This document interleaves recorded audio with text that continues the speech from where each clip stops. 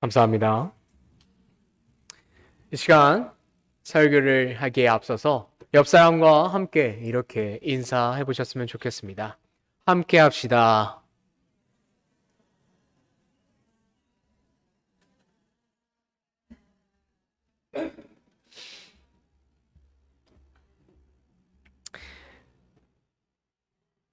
이제 이미 제 설교를 들으신 적이 있는 분들도 있으실 겁니다. 이제 수요 예배 때나 금요 예배 때 가끔 아니면 이제 새벽 기도 때 이렇게 설교를 드린 적이 있었기 때문에 이미 들어보신 분들은 있겠지만 그래도 제가 목사 안수를 받고서 제 목사의 이름을 걸고 설교를 하는 것은 그리고 들으시는 것도 이제 오늘이 처음이기 때문에 그만큼 사실 모든 설교는 다 똑같이 중요하지만 그래도 역시 아까 담임 목사님께서 말씀해 주신 것처럼 저의 첫 출발이 되고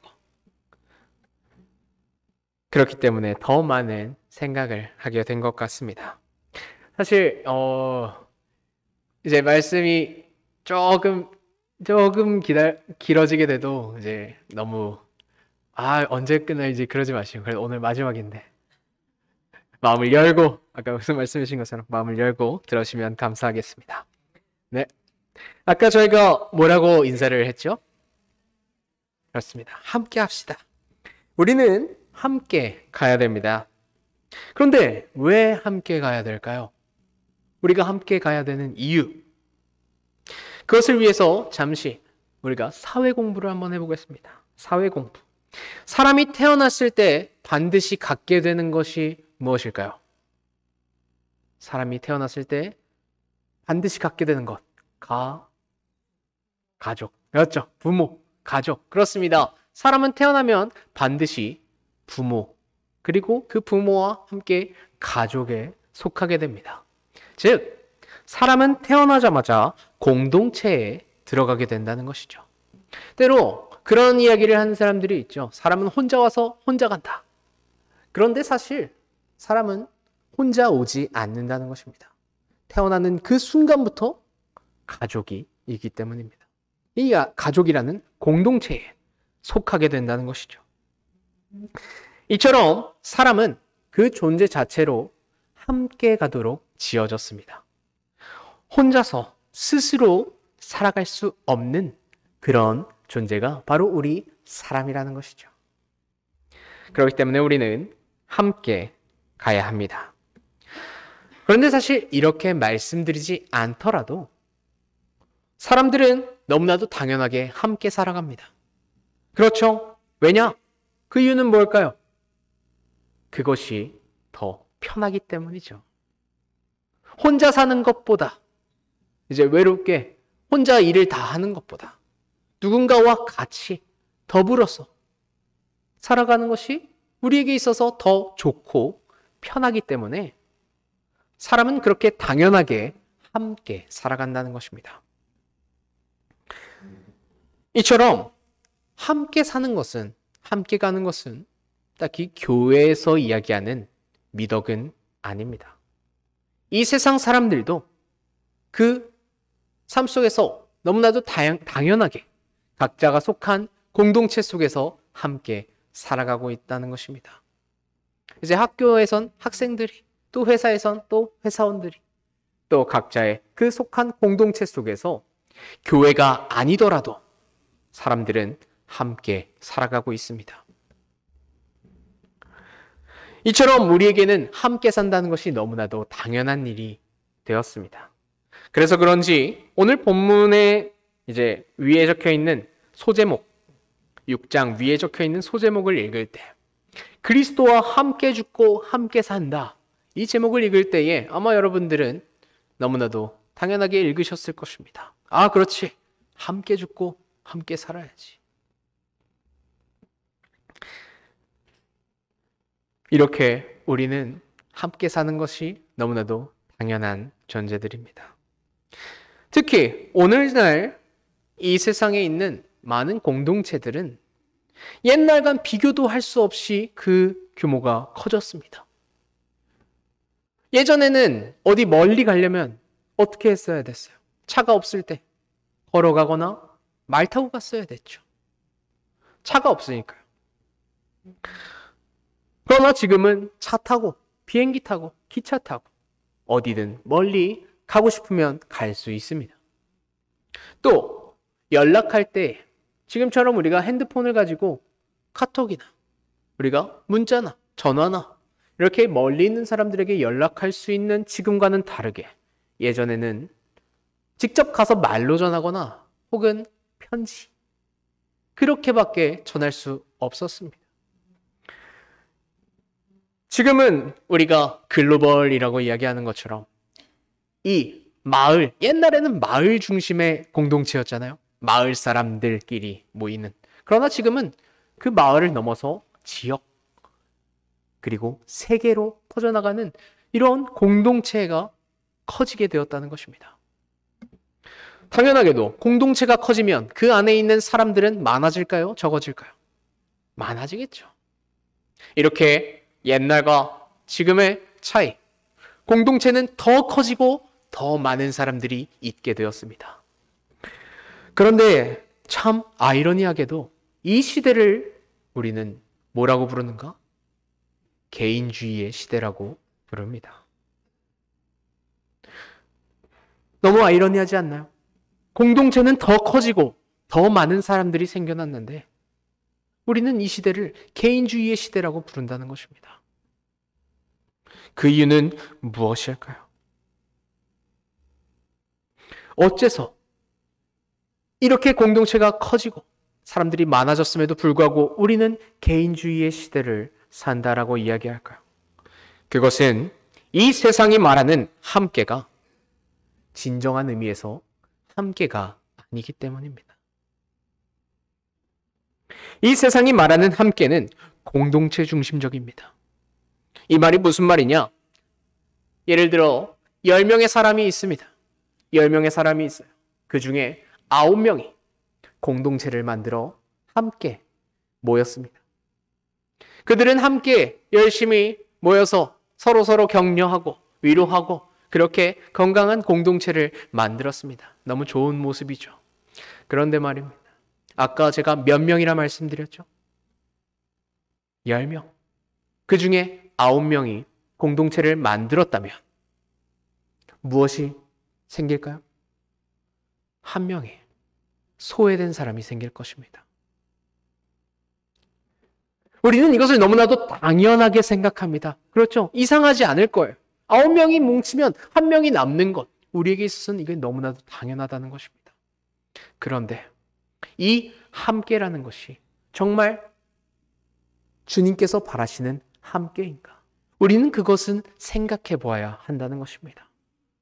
9명은 행복할 거예요. 하지만 소외된 그 한 명이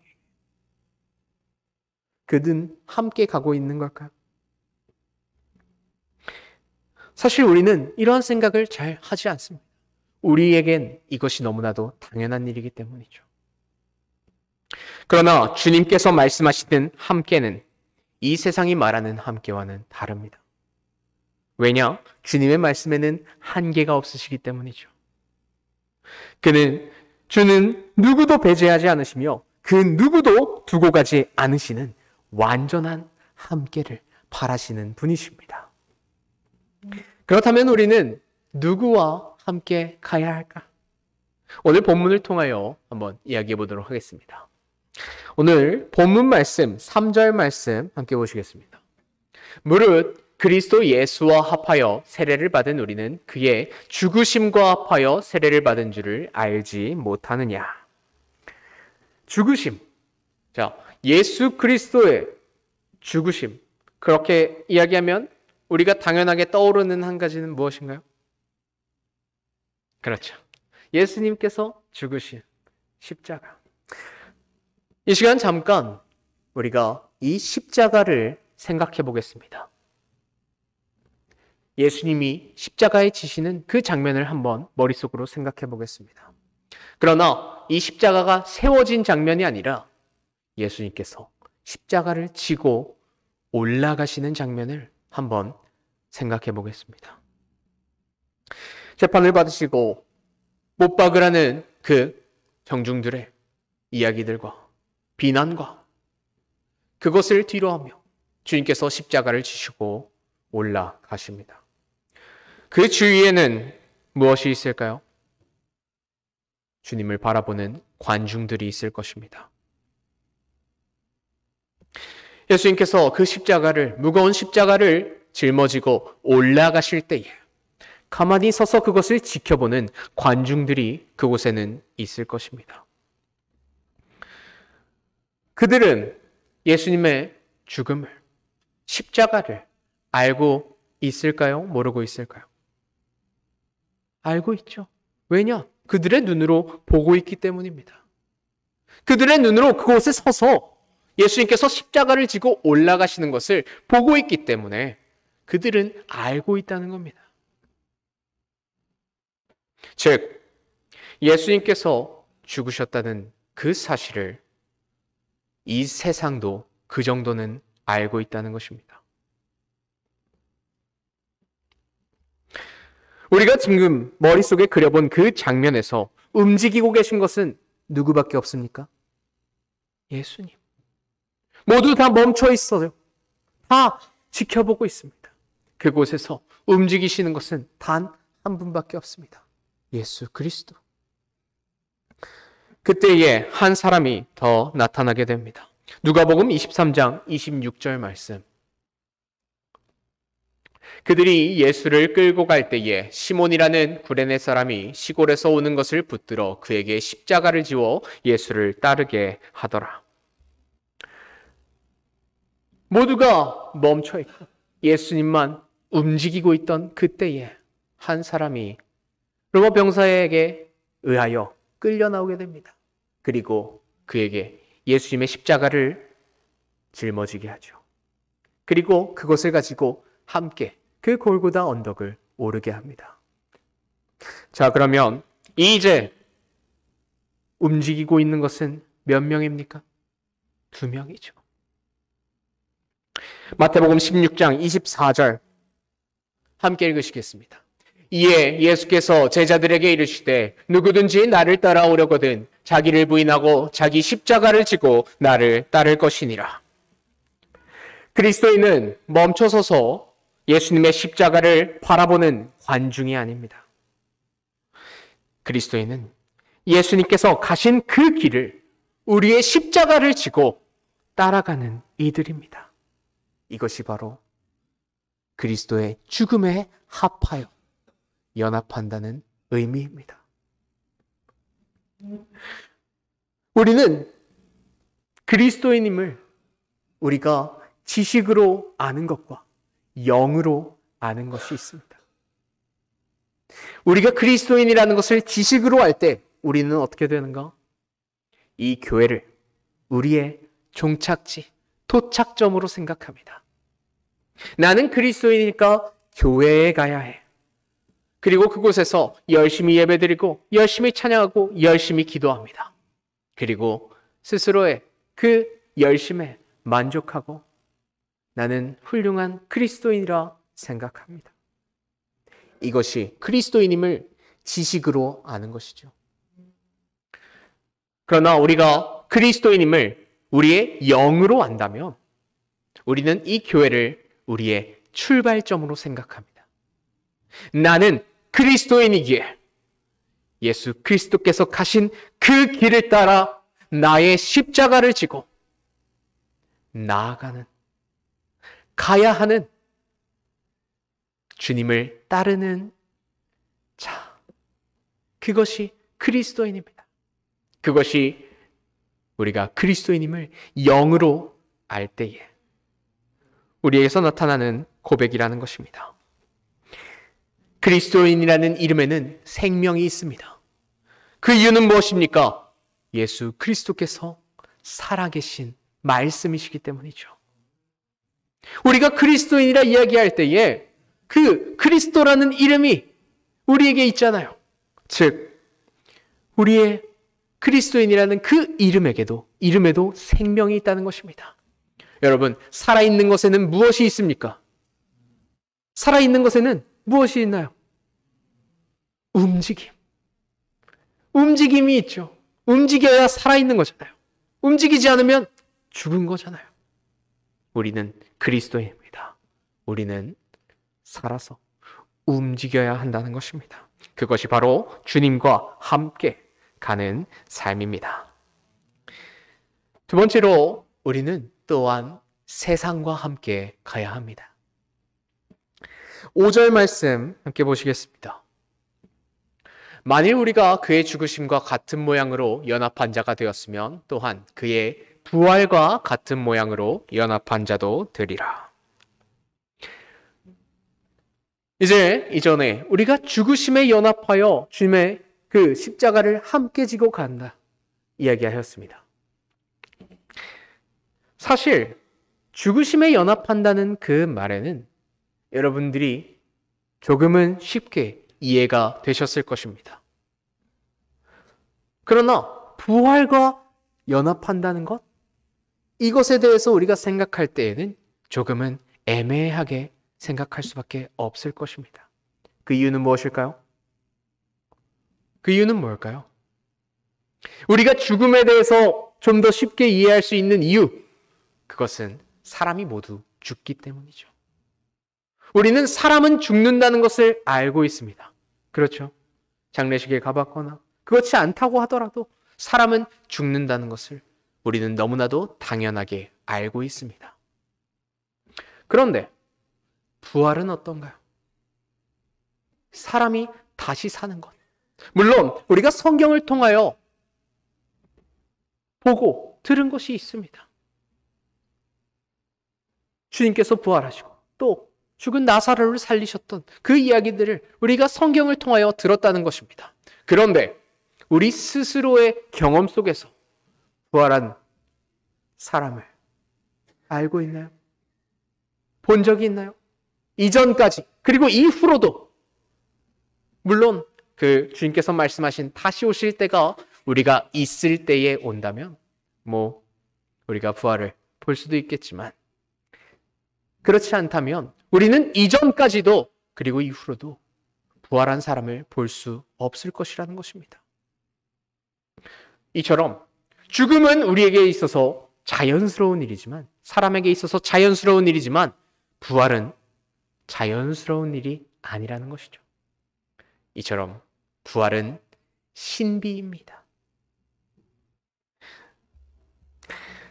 그렇기 때문에 요한복음 3장 3절에서 4절 말씀, 니고데모가 예수님과 대화할 때에 이런 이야기가 나옵니다. 예수님께서 이렇게 이야기하십니다. 예수께서 대답하여 이르시되 진실로 진실로 내게 이르노니 사람이 거듭나지 아니하면 하나님의 나라를 볼 수 없느니라.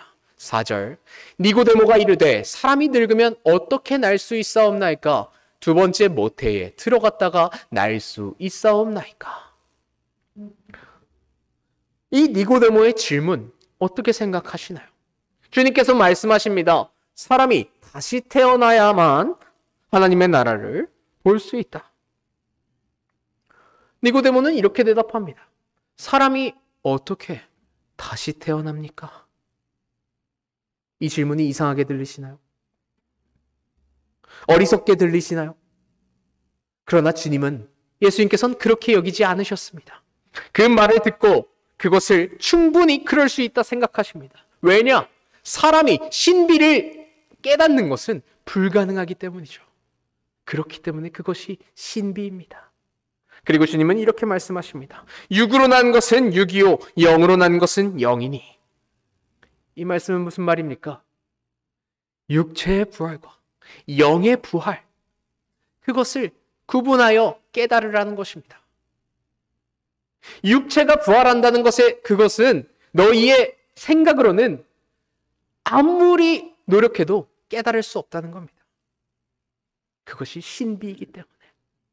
그러나 우리가 알 수 있는 것이 한 가지 있다는 것입니다.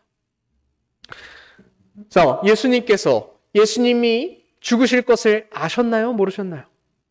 아셨죠? 그러면 부활하실 것은 아셨나요? 모르셨나요? 아셨죠? 그렇다면 왜 예수님께서 그냥 죽지 마시고 계속 사시지? 왜 그러셨을까요? 다시 사시나 그냥 사시나 같은 거 아닌가요? 물론 이 말은 틀린 말입니다. 왜냐? 우리는 예수 그리스도께서 죽으셔야만 했던 이유에 대하여 알고 있기 때문입니다. 무엇 때문입니까? 누구 때문입니까? 우리 때문에. 우리의 죄 때문에 예수 그리스도께서는 죽으셔야만 했습니다. 그렇다면 이렇게 예수님의 죽음에도 의미가 있다면 당연하게도 부활하심에도 그 의미가 있다는 것이죠. 예수님께서 우리 때문에 죽으셨습니다. 그런데 오늘 본문에서 이야기하듯이 우리가 그의 죽으심에 연합하여서 함께 장사되었다고 이야기합니다. 그런데 만약 예수님께서 부활하지 못하셨다면, 않으셨다면 어떻게 될까요? 우리는 죽은 채로 있는 것이죠. 즉, 우리가 죄로 인해 죽을 수밖에 없는 그 운명에서 벗어날 수 없다는 것입니다. 그러나 예수님께서 다시 사셨기 때문에 어떻게 되었습니까? 그와 연합한 우리가 더 이상 죄에, 이 세상에 굴복되지 않고 자유로운 자로, 새 생명 얻은 자로 살게 되었다는 것입니다. 그것이 주님이 부활하신 이유, 의미, 그것이 우리가 주님의 부활을 영으로서 이해하는 것이지요. 이제 우리가 그 주님의 부활을 영으로 이해하였다 이야기하였습니다. 그리고서 예수님은 부활하신 후 사람들을 모시어 이렇게 말씀하셨습니다. 마태복음 28장 18절에서 20절 말씀. 예수께서 나와 말씀하여 이르시되 하늘과 땅의 모든 권세를 내게 주셨으니 그러므로 너희는 가서 모든 민족을 제자로 삼아 아버지와 아들과 성령의 이름으로 세례를 베풀고 함께 읽으시겠습니다. 내가 너희에게 분부한 모든 것을 가르쳐 지키게 하라. 볼지어다 내가 세상 끝날까지 너희와 항상 함께 있으리라 하시니라. 아멘. 주님께서 부활하신 이후에 사람들을 모시고 말씀하신 말씀입니다. 이 땅에 복음을 전하라 말씀하셨습니다. 그런데 주님께서 우리에게 무엇을 주셨다 말씀하십니까? 하늘과 땅의 모든 권세. 여러분, 왕에게 권세를 받기 위해선 우리가 무엇이 되어야 됩니까? 왕의 자녀가 되어야죠. 하나님께서 우리에게 권세를 주시기 위해선 우리가 주의 자녀가 되어야 된다는 것입니다. 주님께서 부활하심으로 말미암아 우리가 하나님의 자녀로서 새 생명 받은 자로서 살게 되었습니다. 그렇기에 너희가 그 권세를 가지고 무엇을 하라 말씀하셨습니까? 가서 모든 민족을 제자로 삼아 함께 나오라 말씀하셨습니다. 그리하면 어떻게 하신다 말씀하셨습니까? 20절 마지막. 볼지어다 내가 세상 끝날까지 너희와 항상 함께 있으리라 하시니라. 너희가 나의 부활에 연합하여 하나님의 자녀가 되었으니 이제 내가 너희에게 왕의 권세를 주겠노라. 그 권세를 가지고 가서 모든 민족을 제자로 삼아 함께 나에게 나오라. 그리하면 내가 너희와 항상 함께 있으리라. 주님께서 말씀하십니다. 이 귀한 복음을, 이 귀한 소식을 너희만 알지 말고, 너희만 간직하지 말고, 너희만 구원받지 말고, 너희만 은혜 받지 말고, 그렇지 못한 이들에게, 아직 주님을 모르는 이들에게, 상처받은 이들에게, 약한 자들에게 복음을 전하고 함께 나아오라. 주님께서 말씀하신 것입니다. 그것이 바로 주님의 부활에 연합하는 것입니다. 그때에 주님께서 우리와 영원토록 함께 하신다 말씀하셨습니다. 말씀을 마치겠습니다. 우리는 함께 가야 합니다. 함께 가는 것, 아까 말씀드린 것처럼 우리에겐 너무나도 당연한 일이에요. 아, 그렇지. 함께 가야지. 그런데 우리가 이 함께 간다는 것을 우리의 지식으로가 아니라 우리의 영으로 알기를 소망합니다. 우리가 함께 간다는 것은 첫 번째로 주님의 죽으심에 합하여 산다는 것입니다. 그렇게 예수 그리스도께서 십자가를 지고 가신 것처럼 우리 또한 우리의 십자가를 지고 함께 그 길을 가는 것, 그것이 주님과 함께 가는 삶입니다. 더 나아가 주님께서 주신 완전하신 사랑은 우리를 대신해 죽으신 뿐만이 아니라 우리를 위하여 다시 사심까지 포함하고 있다는 것이죠. 그렇기에 우리는 그가 우리를 위하여 다시 사신 것처럼 그의 부활에 연합하여 주님이 우리에게 주신 그 복음을 가지고 가서 모든 민족을 제자로 삼아 주님께 함께 나아가야 합니다. 그것이 이 세상과 함께 가는 것, 그것이 주님의 부활에 연합하여 사는 것입니다. 우리는 이처럼 함께 살아야 합니다.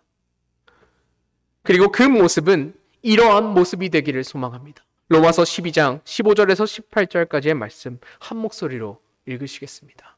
즐거워하는 자들과 함께 즐거워하고 우는 자들과 함께 울라. 서로 마음을 같이하며 높은 데 마음을 두지 말고 도리어 낮은 데 처하며 스스로 지혜 있는 채 하지 말라. 아무에게도 악을 악으로 갚지 말고 모든 사람 앞에서 선한 일을 도모하라. 할 수 있거든 너희로서는 모든 사람과 더불어 화목하라. 아멘. 이 마음이 우리에게 있을 때 우리는 진정한 의미의 교회를 깨달을 수 있게 됩니다. 큰 건물과 휘황찬란한 건물이 교회를 교회되게 하는 것도 아닙니다. 많은 성도가 교회가 교회되게 하는 것도 아닙니다. 교회를 교회되게 하는 것, 그것은 오직 함께 가는 것입니다. 예수 그리스도께서 가신 그 길을 함께 가는 것입니다. 또한 주님께서 말씀하신 것처럼 모든 민족에게 그 복음을 전하여 함께 가는 것입니다. 또한 그 함께 갈 때에 그들과 함께 즐거워하고 함께 울고 함께 마음을 같이 하고 함께 선한 일을 행하고 그리고 함께 화목하는 것, 그것이 그리스도인의 사명입니다. 바라옵기를 할 수 있거든 너희로서는 모든 사람과 더불어 화목하라. 그 말씀이 우리의 마음속에 새겨지기를 소망합니다. 내가 사랑할 수 있는 사람뿐만이 아니라 사랑하지 못할 이들까지도 사랑할 수 있게 해달라고, 그 마음이, 그 사랑을 우리에게 알게 해달라고 주님께 바라는 마음이 있기를 소망합니다.